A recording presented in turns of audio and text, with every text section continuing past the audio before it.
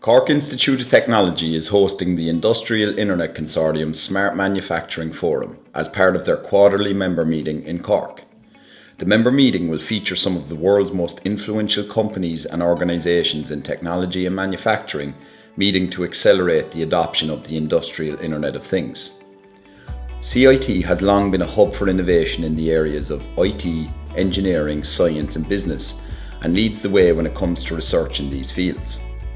The City of Cork is a dynamic centre for economic, industrial, research and business development with numerous manufacturing, life sciences, IT and research organisations developing and implementing technological innovations to optimise and secure industrial systems.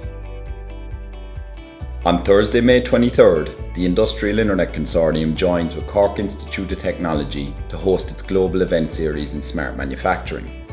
The event will feature some of the top talent, companies and students alike who have an interest in industrial IoT and would like to learn more about the work of the consortium.